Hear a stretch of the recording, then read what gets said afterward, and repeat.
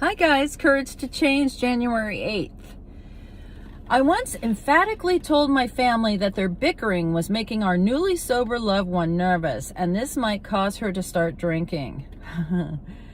I was shocked when I was told just as emphatically, well, let her. I realized that I was still trying to make everything smooth and easy for the alcoholic because I hadn't accepted that I was just as powerless over alcoholism and sobriety as I had been during those active years. It was then that I truly discovered how beautiful letting go and letting God can work. When I finally understood how powerless I was over the situation, I was able to trust that the alcoholic has her own higher power and that together they can work out her future. I felt like a new person because I was free of the constant need to watch over her, free to live my own life.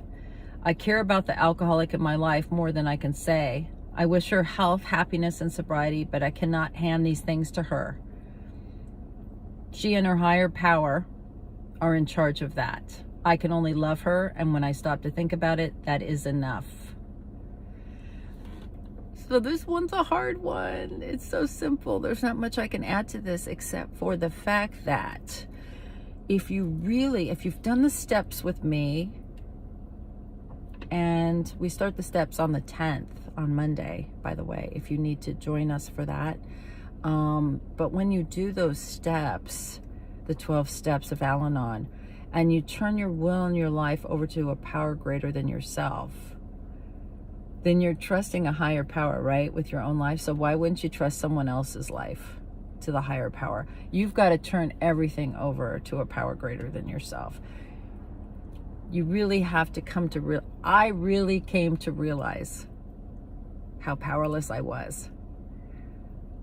I am powerless over alcoholism, whether it's in the person or it's in me, right? Or they haven't drank in sobriety. I am powerless over them. I am powerless over what's going to happen. I am powerless. And when I became powerless, I had to really imagine myself putting the car into neutral, right? And just letting go of the wheel. Like, what's that old country song? Jesus, take the wheel. They've got it right. But not only do I have to do that, I have to actually get in the back seat. I have to sit and watch the show. I have to be a passenger. I have to look out the window and see the scenery go by. I have to let Jesus take the wheel.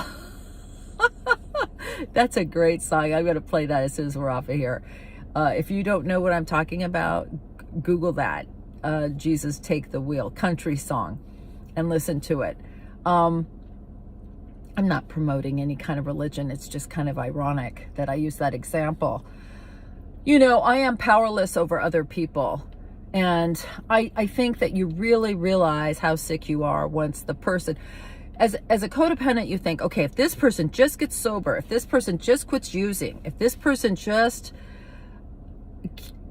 gets sober and starts going to meetings and gets their own house and their own job, I am going to be happy. I'm going to leave them alone. And then all that happens and you not happy and you are worried and you're obsessed and you are still as sick. That's when you realize that you are as sick as the alcoholic, right?